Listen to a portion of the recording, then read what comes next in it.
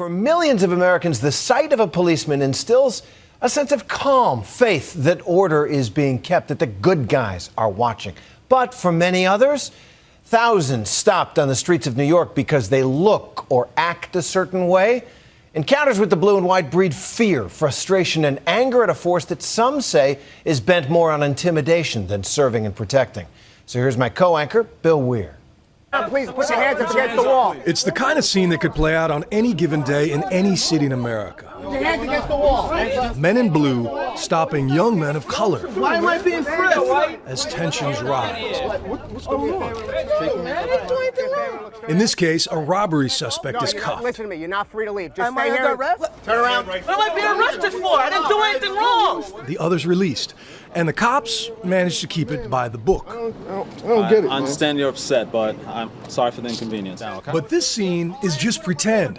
It is an NYPD training drill to reinforce a proper way to do what is known as a 250, that controversial tactic designed to stop crime before it happens.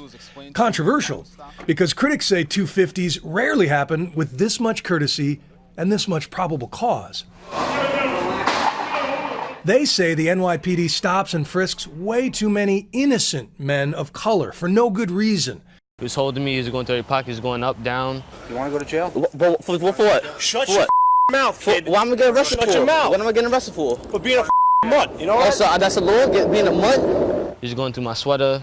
Then that's when he told me to keep my hands on my head. So I was like this the whole time. Frustrated by how often he was being stopped in his Harlem neighborhood, a 16-year-old son of a cop named Alvin says he hit record on his iPod one night in 2011. Why you push me out for? As two undercover officers approached. Our job is to look for suspicious behavior. When you keep looking at us like that, looking back. Cause y'all always like stop. I just got stopped like 2 blocks away. Like, Listen to me. When you're walking the block with your hood up and you keep looking back at us like that, bro, you think you might have something. It is one of the few known recordings of something that happens nearly 2,000 times a day in New York, but whether this is the exception or the rule is a debate dividing America's biggest city. why you push me out for? Why you push me out for? Why you for? Yo, why you touching that? What happens to officers in a stop like that? There is a civilian complaint process, and indeed there is a civilian complaint review board. Ray Kelly is the man in charge of the NYPD. We have a system to address that. Now, I'm not talking specific about this case because I don't know about it, but we're human beings here. We make mistakes, and we may have people who inappropriately stop individuals, but by and large, I don't believe that is that's the case. It is event specific. Since taking over in 2002, Kelly has presided over the most dramatic reduction in crime in modern American history. Last year was a record low of shootings. They're down 25% this year. Like his predecessor, Bill Bratton, Kelly believes in proactive policing. And done properly, the 250 is a Supreme Court-approved method of stopping crime before it happens. But here is the controversial part. Of the thousands of daily stop and frisks, only 6% lead to an arrest, and a little over 1% actually turn up a weapon.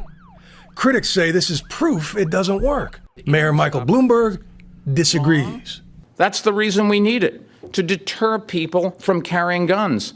We are the first preventers. In a fiery speech this week, Bloomberg chastised NYPD critics. They seem to believe that the department should be run according to the standards of political correctness, not public safety. Cops as first preventers only works with the strong backing of City Hall, especially in the face of this statistic. Even though blacks and Hispanics are a minority here, a majority of people stopped, around 84%, are young men of color. I've been around a long time in this department. Our relations now are better than they've ever been. One of the reasons is our police officers are now minority majority. This is the most diverse city in the world. We are now more reflective of that diversity than ever before. But more minority cops doesn't mean all of them are supporters of stop and frisk. Pedro Serrano is one of 2 cops now denouncing his own department's policies. And he says he made a hidden recording of his own. This is about stopping the right people, the right place, the right location. Okay. He is convinced that there is a perverse quota system in place. This is a business. We have almost a $5 billion budget a year. So we run it like a business, and it's fair to ask the employees here to do their fair share.